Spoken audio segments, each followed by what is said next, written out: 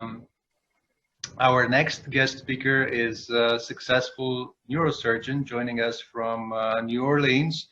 I've asked Dr. Gabriel Tender to speak because I believe his story will resonate with many of us here who are discreetly helping our country of origin, doing amazing things that few people ever hear about.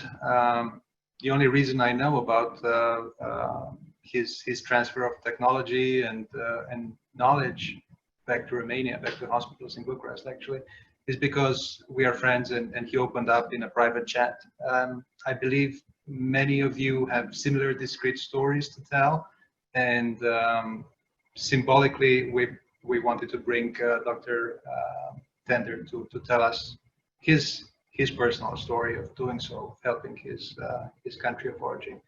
Dr. Tender? Thank you, Theo. Salutare tuturor. I'm going to do the same. I'm going to try to share the screen.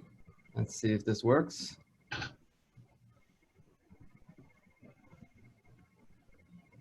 And everybody can see it? Yes.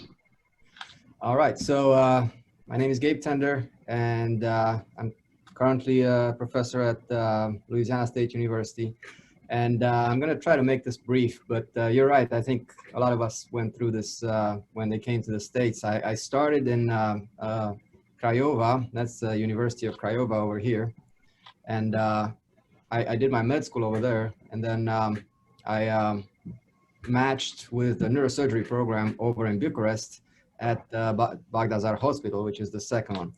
And about halfway through my residency, I had an opportunity. I won a scholarship, and that's actually a story in itself, to go to Chattanooga, Tennessee for 1 year of internship in general surgery. And I figured I really don't have much to lose. If things don't work out with neurosurgery in the States, I can always go back and finish my residency in Bucharest. Well, things did work out. I worked with the neurosurgeons over in Chattanooga. They gave me good letters of recommendation, and I matched with LSU.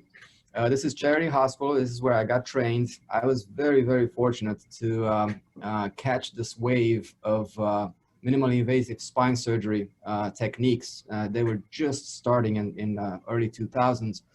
And again, I was fortunate that I had mentors who taught me all this very well.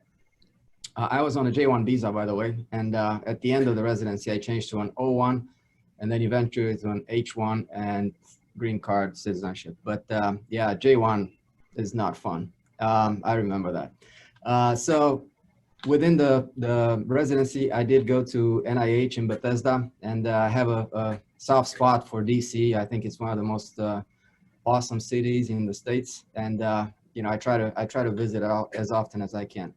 And then after that, I stayed as faculty at LSU, and this is the brand new medical center in New Orleans that I think it was like $1.6 billion, and it's really nice, and it has all the latest technology, and it's a pleasure to work here. I do have residents. We have a lot of these well-being activities. This was beach volleyball, and these are some of my residents. This is another one of the faculties. Bottom line is that it's a pleasure to teach these spine techniques to our residents. And after 2005, after I graduated, I stayed in touch with the people over in Bucharest at the Bagdasar Hospital. And this is the head of the spine department in Bagdasar Hospital. And I don't know if you all know, but that's the main neurosurgical hospital in Bucharest. And we stayed in touch. And in 2008, I brought them, he and two of his colleagues, to New Orleans for an exchange. I took them into the operating room and showed them these techniques. And then in 2010, I started going to Romania with equipment to do these minimally invasive spine fusions. And basically, I didn't want to just give them instruments. I needed to teach them how to do this kind of surgery. And indeed, 10 years later, after going there twice a year, they know how to do these techniques without me being present. We actually wrote a couple of papers and published a book with these techniques. So this is Bagdasar Hospital, and for those who haven't been to it, this is kind of what it looks like on the inside. It's the public hospitals are not well funded, and you can see this gentleman over here, just halos sitting, probably with a cervical fracture, and all these people, all the families actually are taking care of the patients. It's pretty sad, but that's the conditions that they have over there, and we had to make it work. They have the films not on a computer like everywhere else, but on hard copies, and they put them up in the OR. And everything is kind of like the same as it was like 30 years ago before I left. They have these giant surgical preps. They have reusable masks and gowns. Everything is reusable, rewashable. The operating rooms are really tiny. They have a very old microscope in the back here, a very old C-arm. Everything is old, and for some reason, the funding they get doesn't go to new equipment. But nonetheless, we're able to do these procedures, and as long as they have implants, which are actually quite costly, they can do these procedures without my help now. The only problem is they don't really have these implants. Now, one of the things that I learned was they had this Trephine because they don't have any biologics, they don't have any graft substitutes like we do here. They have to use the patient's own cancellous bone that you take from the iliac crest, and this Trephine looks barbaric, but it actually works really well because it protects the outside of the crest, and that's the outside is the part that hurts. So if you stay inside the crest, you have very little pain, and this is the best graft. This is the best product that you can use for the fusion, is the patient's own bone. These techniques, just very briefly, involve placing these dilating tubes one over the other, and then this little tubular retractor goes on top here, and then the rest of the surgery is done. You pull out the dilators, and the rest of the surgery is done through this tiny little opening that, of course, you have to have a microscope to work through such a small opening, but you can perform a discectomy and cage insertion and fusion with screws and rods through that tiny opening. I mean, you can see that you can barely see it. It's compared to a key for the from the locker room. And this is the team. This is Dr. Sherban over here. This is Dr. Zamfir, and this is the rep that provided the screws, and some of the personnel. And after surgery, it's amazing. I swear, I don't know how the Romanian patients are so tough. Here in the States, they have a ton of morphine and drips, and they're screaming in pain. Over there, they don't have anything. They let them wake up, and I went there and I said, "How bad are you hurting? How bad is your pain?" And they're like, "Yeah, it's burning a little bit." And I'm like, "What?" So I think it's because there's almost zero narcotics usage before the surgery, and patients are really tough, amazing. Like the results over there are insanely good, and that was very rewarding. Of course, we had some chillaxing time after the surgery every night. We have the dancers and the Mici and Sarmale and Suica. So life is good. They do have some amazing complex cases. This young lady, her spine was also almost falling off here. You see, it's barely touching. And you don't see this in the States very often. I think it's because they get caught a little earlier, and we don't have to deal with such extreme pathology. But we were able to realign it. You can see here with, again, with the modern technology, with the screws and rods, you can actually, make miracles happen. For those of you from Craiova, you probably know this guy, Iliac. He is a tennis legend in my hometown, Craiova. And he had severe cervical stenosis. We did cervical surgery on him, and he recovered really well.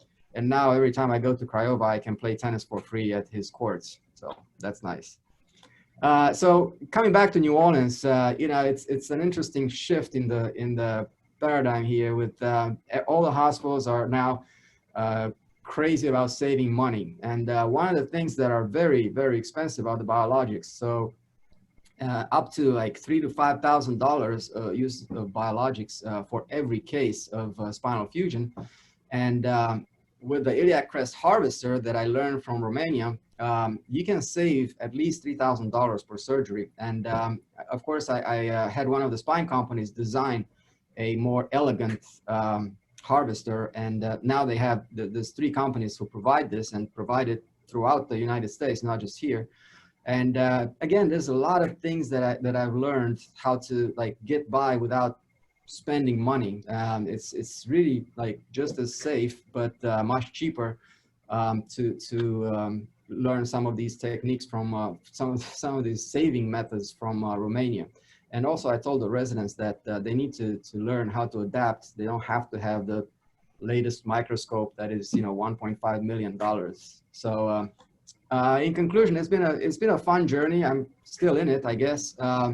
And you know, you got to keep life interesting.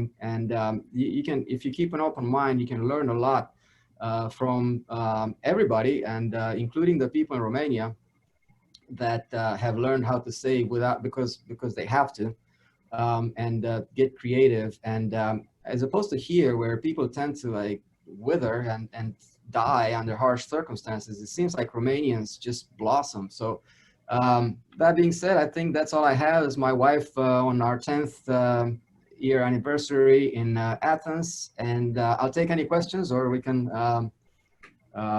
go through chat or what have you. Thank you, Dr. Tender.